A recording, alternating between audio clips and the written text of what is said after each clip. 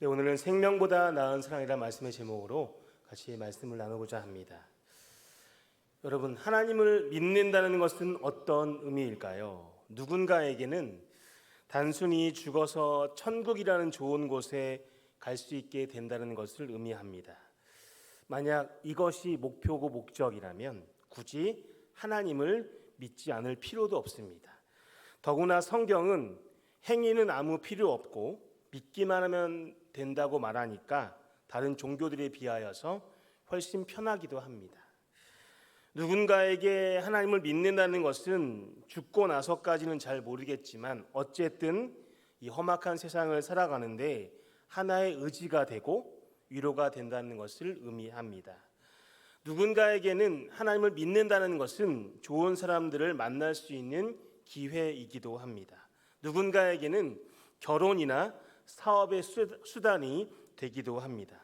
자녀가 잘 되게 하려고 부모님을 위해서 그렇게 하나님을 잘 믿기도 합니다. 그래서 많은 사람에게 하나님을 믿는다라는 말은 교회에 다닌다는 말과 동의어이기도 합니다. 지금 언급한 것들의 공통점은 결국 내가 원하는 무언가를 하나님을 통하여서 얻기 위해 하나님을 믿는다는 점입니다. 그것이 이 땅에 살 때 원하는 것인지 이 땅을 떠나고 원하는 것인지의 차이가 있을 뿐입니다. 그런데 정말 하나님을 믿는다는 것이 그런 것일까요? 하나님이 원하시는 무언가를 우리가 주면 하나님은 우리가 원하는 무언가를 주시는 것이 기독교인가 한번 생각해 볼 필요가 있습니다. 그렇지만 그렇지 않다는 것입니다. 우리가 하나님을 믿는다는 것을 그렇게 오해하는 이유는 세상의 종교들이 다 그렇기 때문입니다. 종교는 이 초월적인 존재를 통하여서 내가 원하는 무언가를 얻기 위해 노력하는 것이 바로 종교입니다. 앞서 말한 그런 것들입니다. 그래서 내가 무언가를 해야 합니다. 고행을 하든 수행을 하든 돈을 내든지 쌀을 내든지 무언가를 해야 한다는 것이죠. 그렇게 해서 신을 내가 원하는 대로 움직이려고 하는 것이 이 세상에 기독교를 제외한 종교인 것입니다. 하지만 성경이 말씀하는 참된 신 하나님은 그런 분이 아니시고 하나님을 믿는다는 것도 그런 의미가 될 수 없습니다. 사도 바울이 사도행전 17장 25절에서 말한 것처럼 하나님은 무엇이 부족한 것처럼 사람의 손으로 섬김을 받으시는 분이 아닙니다. 시편 50편 12절에서 아삽이 말한 것처럼 이 세상과 그 안에 가득한 모든 것이 하나님의 것인 겁니다. 사람이 이 만들어낸 가짜 신과 사람을 만드신 하나님은 다릅니다. 그래서 우리가 하나님을 믿는다는 것, 하나님을 섬긴다라는 것은 흔히 말하는 종교를 가지는 것과는 다릅니다. 특히 하나님은 사람들과 언약을 맺으시는데 이 언약은 계약과는 다릅니다. 이 계약은 계약의 두 당사자의 상호 합의라고 할 수 있죠. 내가 무엇을 하면 상대가 무엇을 하는 식입니다. 하지만 하나님의 언약은 그렇지 않습니다.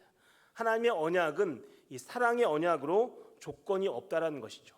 마치 결혼식을 거행할 때 하는 결혼 서약과 같습니다. 요즘에는 혼전 계약서 같은 것도 있다곤 하지만 아무튼 본래 결혼 서약은 상대방이 이렇게 하면 나는 이렇게 할 것이라는 조건을 내걸지 않습니다. 오히려 조건 없는 사랑을 약속하죠. 기쁠 때나 슬플 때나 건강할 때나 병이 들었을 때나 나이가 들어서 죽음이 임박하여서 죽음이 둘 사이를 갈라놓기 전까지는 변함없는 사랑을 할 것을 약속합니다. 마치 하나님과 우리의 관계가 바로 결혼 서약과 같다는 것이죠. 그래서 성경을 보게 되면 하나님과 우리의 관계를 남편과 아내의 관계로 또한 표현하기도 하고 때로는 아버지와 자녀의 관계로 표현하기도 하는 것을 우리는 볼 수 있습니다. 지금도 살아계시고 인격체이신 하나님은 우리와 기계적인 관계가 아니라 인격적인 관계를 맺기를 원하고 계십니다. 그래서 하나님은 스스로를 낮추셔서 우리를 친히 찾아오셨고 먼저 사랑해 주셨습니다.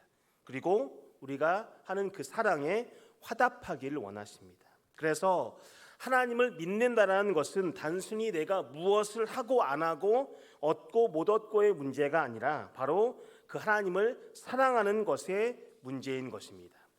성경 속에 나오는 믿음의 선지인들이 이것을 잘 알고 있었습니다. 그래서 믿음의 선지인들은 하나님을 더 알기 원하였고 하나님을 더 경험하기를 원했던 것입니다. 믿음의 선진들에게 있어서 하나님을 섬긴다라는 것은 의무적으로 하나님께서 하라고 하신 그 명령을 지키는 것을 의미하지 않았습니다. 하나님과 동행하면서 하나님을 조금이라도 더 알고 더 사랑하며 하나님을 닮아가고 하나님과 친밀히 교제하는 것이 이 믿음의 선진들이 원했던 삶인 것입니다. 성경 속에 다윗은 정말 그런 사람이었습니다. 다윗에게 붙은 별명인 하나님의 마음에 합한 자라는 이 명칭은 어쩌면 사람에게 있어서 최고의 찬사일 것입니다. 오늘 본문 시편 63편은 그런 다윗이 하나님께 보내는 사랑의 편지라고 할 수 있습니다. 하나님을 사랑한다는 것, 하나님을 사랑하는 이 다윗의 마음이 고스란히 잘 드러나 있기 때문입니다. 오늘 본문 말씀을 통하여서 우리의 하나님에 대한 사랑과 그 사랑의 표현인 예배를 돌아보고 다윗과 같은 사랑의 다짐을 할 수 있게 되기를 원합니다. 첫 번째로 사랑의 갈구인 것입니다. 하나님을 간절히 찾는 것이죠. 먼저 이 시의 표제는 다윗이 이 당시 어떤 상황에 있었는지를 말해줍니다. 본문에 보게 되면 유다 광야에 있을 때라고 기록되어져 있는데 다윗은 광야에 있었습니다. 같이 읽었던 본문 1절의 표현에 따르면 물이 없어 마르고 황폐한 땅에 있습니다.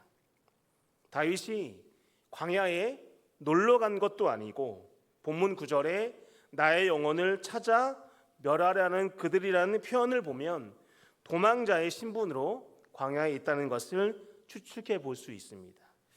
본문 11절에 이 왕이라는 표현을 고려하면 왕으로서 이런 도망자의 신세에 있는 것이니 가장 적합한 그때는 아마도 아들 압살롬의 반역의 때로 추정할 수 있습니다.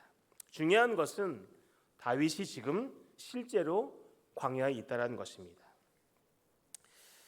나를 죽이려고 하는 사람을 피해서 물이 없어 황폐하고 메마른 땅에 피해 있는 상황이라면 여러분 그 마음은 어떤 마음일까요? 다윗과 동일한 상황에 처할 일이 아마 우리에게는 없겠지만 가정을 상상을 해본다면 참 복잡한 마음이었을 것입니다. 왜 또다시 이런 상황에 놓이게 되었는지 이해가 되지 않기도 했을 것입니다. 결국 자신의 그 범죄함 때문에 벌어진 상황인 것을 알기 때문에 다윗에게는 죄책감이 컸을 수도 있습니다. 전쟁에 대한 걱정, 차기 왕으로 생각하였던 아들 압살롬에 대한 걱정도 아마 있었을 것이죠. 당장 광야에 놓여 있기 때문에 먹을 것, 입을 것, 피할 것에 대한 걱정도 아마 있었을 것입니다. 하지만 다윗의 마음을 지배했던 것은 그런 걱정보다는 바로 이것이었습니다. 우리 본문 1절과 2절 같이 한번 읽겠습니다. 시작. 하나님이여 주는 나의 하나님이시라. 내가 간절히 주를 찾되 물이 없어 마르고 황폐한 땅에서 내 영혼이 주를 갈망하며 내 육체가 주를 강모하나이다. 내가 주의 권능과 영광을 보기 위하여 이와 같이 성수에서 주를 바라보았나이다. 이 다윗의 마음을 지배했던 것은 바로 하나님이셨고 그래서 지금 이 광야 생활은 그런 하나님을 간절히 찾는 다윗의 마음을 잘 보여주는 그림처럼 보였습니다. 메마른 땅에서 목마른 사람이 물을 간절히 찾듯이 다윗은 하나님을 간절히 찾았다는 것입니다. 이 간절히 주를 찾는다라는 이 표현은 어떤 번역본에서는 일찍 주를 찾는다라고 번역하기도 하였는데 이 본래 단어가 새벽과 연관되어 있기 때문입니다. 우리는 하기 싫은 일을 최대한 미루려고 하고 싶은 일은 최대한 빨리 해내려고 합니다. 누가 시키지도 않았고 그럴 필요도 없는데 내가 정말 해야 할 일, 하고 싶은 일은 밤늦게까지 하고 새벽같이 일어나서 하는 일은 정말 그 사람이 하고 싶어서 하는 일입니다. 다윗이 그렇게 하나님을 찾았다는 말입니다. 본문 6절에서 다윗은 이렇게 말합니다. 내가 나의 침상에서 주를 기억하며 새벽에 주의 말씀을 작은 소리로 읊조릴 때 하오리니. 이만큼 이 표현의 고백처럼 다윗은 하나님을 간절히 바라고 있었습니다. 마치 목마른 사람처럼 하나님을 갈급해하였고 또 하나님을 앙모했습니다. 이 앙모하다라는 표현이 좀 특이한 표현이긴 한데 비슷한 아랍어 동사로는 창백해지다, 시력이 약해지라는 뜻이 있습니다. 너무나 간절히 원하여서 눈이 어둡게 될 정도라는 의미가 담겨져 있는데 우리말에도 어느 하나를 간절히 원할 때 우리가 이런 표현합니다. 눈에 뵈는 게 없다라는 표현을 쓰기도 합니다. 아무튼 그렇게 몸이 힘들 정도로 하나님을 간절히 원한다는 그 표현으로 이해할 수 있습니다. 다윗은 이런 이 앙모한다는 특별한 표현을 사용하여서 자신이 하나님을 얼마나 사모하고 원하는지, 그래서 하나님을 만나고 싶었는지를 표현하는 것입니다. 앞서 말했던 하나님에게서 얻을 수 있는 어떤 것을 바라고 있는 것이 아니라 하나님 그 자체를 바라보고 있는 것이죠. 같이 읽었던 본문 2절에서 다윗은 자신이 그렇게 할 수 있었던 때를 회상하는데 바로 예루살렘에서 하나님을 마음껏 예배할 수 있었을 때인 것입니다. 그곳에서 다윗은 하나님을 바라볼 수 있었습니다. 이 말이 다윗이 하나님을 실제로 보았다는 말은 아마도 아닐 것입니다. 누구도 하나님을 실제로 뵌 적이 없기 때문입니다. 다윗이 바라봤다는 것은 백성들이 하나님께 제사를 드리고 감사의 기도와 찬양을 드리는 아마 예배였을 것입니다. 어떤 면에서 보면 종교의식이라고 할 수 있는 것을 보았습니다. 짐승을 잡아서 피를 흘리고 태우는 장면이 바로 구약시대 예배의 모습입니다. 하지만 다윗에게 보였던 것은 그것이 전부가 아니었던 것이죠. 그 예배를 통해서 드러나는 하나님의 그 권능과 영광을 맛보았고 또한 하나님을 보았다라는 것입니다. 다윗이 성전에서 하나님께 예배할 때 다윗은 하나님을 만났던 것입니다. 지금 다윗이 광야에서 간절히 바라는 것이 바로 이것이었습니다. 여기서 잠시 우리의 예배를 되돌아보고 점검해 볼 필요가 있습니다. 우리는 예배를 통해서 무엇을 보고 있습니까? 우리가 하는 모든 것이 예배이고 예배가 하나님만을 드러내는 것이라면 우리는 무엇을 하든지 하나님만을 바라보아야 합니다. 하나님 보기를 또 하나님 만나기를 예배를 통하여서 간절히 사모해야 한다는 것이죠. 광야에서도 다윗이 하나님을 간절히 찾았던 것은 하나님께 무언가를 원해서가 아니라 하나님을 직접 만나보고 싶었기 때문입니다. 이것이 하나님을 사랑하는 사람의 모습인 것입니다. 두 번째로 사랑의 표현입니다. 하나님을 온전히 기뻐한다는 것이죠. 다윗은 여전히 하나님께서 그 이름을 두신 예루살렘 성전과는 물리적으로는 멀리 떨어져 있었지만 그 마음은 하나님으로 가득 찼습니다. 그때 다윗의 입에서 이런 찬양이 흘러나옵니다. 우리 본문 3절에서 7절까지 같이 한번 읽겠습니다. 주의 인자하심이 생명보다 나음으로 내 입술이 주를 찬양할 것이라. 이러므로 나의 평생에 주를 송축하며 주의 이름으로 말미암아 나의 손을 들리이다. 골수와 기름진 것을 먹음과 같이 나의 영혼이 만족할 것이라. 나의 입이 기쁜 입술로 주를 찬송하되 내가 나의 침상에서 주를 기억하며 새벽에 주의 말씀을 작은 소리로 읊조릴 때 하오리니 주는 나의 도움이 되셨습니다. 내가 주의 날개 그늘에서 즐겁게 부르리이다. 다윗은 계속해서 하나님을 찬양할 것을 언급합니다. 무엇으로? 3절에 기록되어져 있는 대로 그의 입술로, 또한 그의 평생에 어디서, 또한 7절에 기록된 대로 주의 날개 그늘에서. 그럼 어떻게 찬양합니까? 4절에 기록된 대로 손을 들고, 또한 5절에 기쁜 입술로, 또한 7절에 즐겁게 부른다는 것입니다. 즉 즐겁게 하나님을 찬양하는 것입니다. 억지로 겨우해 하니까 입만 뻥긋뻥긋 하는 것이 아니라 정말로 그 안에서 솟아나는 그 기쁨을 어떻게 표현할 수 없어서 다윗은 이렇게 표현하고 있는 것입니다. 왜 이렇게까지 할까요? 그것도 광야에서. 물론 다윗은 음악인으로서 조금 더 감성적이고 즉흥적인 면이 있습니다. 하지만 그것이 주된 이유는 아닙니다. 다윗은 자신이 기뻐했던 근본적인 이유를 보면 3절에서 이렇게 말합니다. 주의 인자하심이 생명보다 나음으로. 이 말씀의 고백이 다윗의 기쁜 찬양의 가장 중심에 있습니다. 여러분, 주의 인자하심이 생명보다 낫다. 여기서 다윗의 주변에 있던 사람들, 그리고 오늘날의 사람들은 다윗의 이 표현에 다윗을 잠깐 불러 세워서 아마도 이렇게 말할 것 같습니다. 다윗, 하나님을 열심히 믿는 건 좋은데 너무 그렇게까지 빠지지는 말아라. 다 먹고 살자고 하는 거고 다 잘 살아보자고 하는 건데 생명보다 하나님의 인자하심이 더 낫다니 그건 너무 극단적이다. 종교는 사는데 도움이 되어야 종교지 그게 사는 것보다 낫다니 말이 되지 않잖아. 이렇게 아마도 말할 것 같습니다. 하지만 다윗은 이 표현에 전혀 과장하고 있지 않다는 것이죠. 주의 인자하심이 생명보다 낫다는 그 말은 아름다운 시적인 표현을 넘어서서 사실 그대로의 표현이기도 합니다. 일반적으로 사람들이 생명보다 귀하게 여기는 것은 거의 없습니다. 자녀 또한 부모님의 입장에서는 말씀으로는 생명보다 귀하다고 얘기할지 모르지만 아마 현실에 닥치게 되면 그렇지 않을 수도 있다는 것이죠.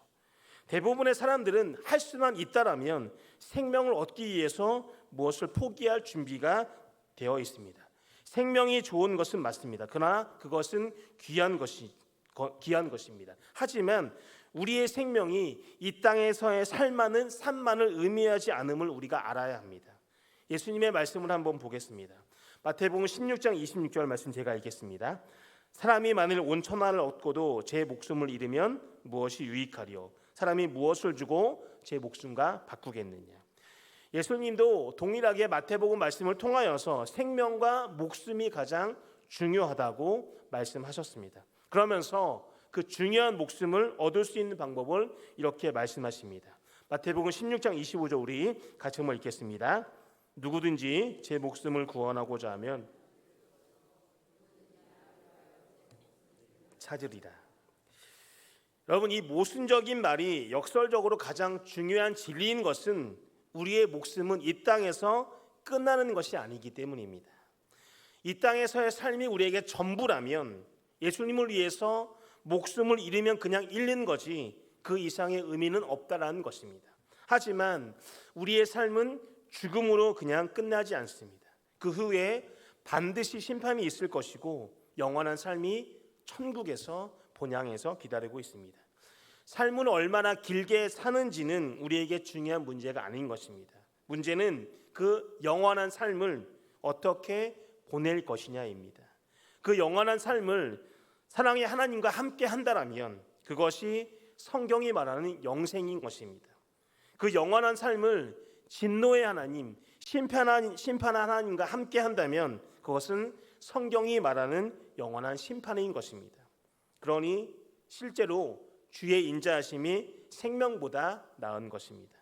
하나님께서 우리의 삶을 주관하시기 때문이고 그 삶은 이 땅에서 한정되어 있지 않기 때문입니다. 그렇기 때문에 사도 바울도 빌립보서 1장 21절에서 내게 사는 것이 그리스도니 죽는 것도 유익함이니라고 고백했던 것입니다. 다윗이 광야에서 기쁨으로 하나님에 대한 사랑을 애타게 이렇게 표현한 가장 근본적인 이유는 하나님의 인자하심 때문입니다.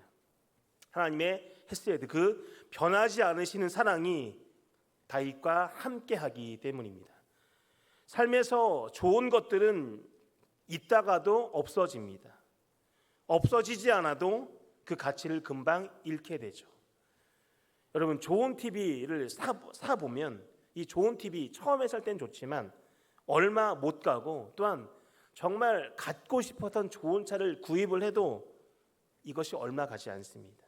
삶 자체도 마찬가지인 것입니다. 하지만 하나님의 사랑은 절대 그렇지 않습니다. 하나님께서 사랑하시겠다고 선택하신 사람들은 어떤 상황에서도 하나님의 사랑을 잃을 것을 염려하지 않아도 됩니다. 로마서 8장 38절과 39절에 기록되어져 있는 대로 그 어떤 것도 우리 주 예수 그리스도 안에 있는 하나님의 사랑에서 우리를 절대 끊을 수 없습니다. 예수님도 요한복음 10장 28절과 29절에서 이렇게 우리에게 말씀하십니다. 우리 같이 읽겠습니다. 내가 그들에게 영생을 주노니 영원히 멸망하지 아니할 것이요 또 그들을 내 손에서 빼앗을 자가 없느니라. 그들을 주신 내 아버지는 만물보다 크심에 아무도 아버지 손에서 빼앗을 수 없느니라. 이렇기 때문에 하나님은 언제든 다윗의 도움이 되시고 안전한 피난처가 되신다라고 본문 7절에서 말씀하고 있는 것입니다. 그 하나님을 기억하고 그분의 말씀을 묵상하면 5절에 기록되어져 있는 대로 골수와 기름진 것을 먹음과 같이 나의 영혼이 만족합니다. 다른 어떤 것이 나에게 더 필요하지 않는 것입니다. 우리가 하나님으로 인하여서 온전히 기뻐하면서 찬양할 수 있는 이유가 바로 여기에 있습니다. 하나님의 사랑이 생명보다 낫기 때문입니다. 우리가 온 천하를 가지고도 내 안에 하나님이 계시지 않으면 우리에겐 참된 만족이 없고 온전한 기쁨이 없는 것입니다. 하나님께서 우리 영혼에 참된 만족을 주시기 때문입니다.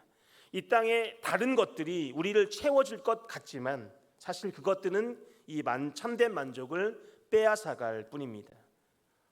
하나님의 사랑은 변하지 않습니다. 문제는 우리가 이것을 얼마나 그렇게 소중하게 여기고 있느냐입니다.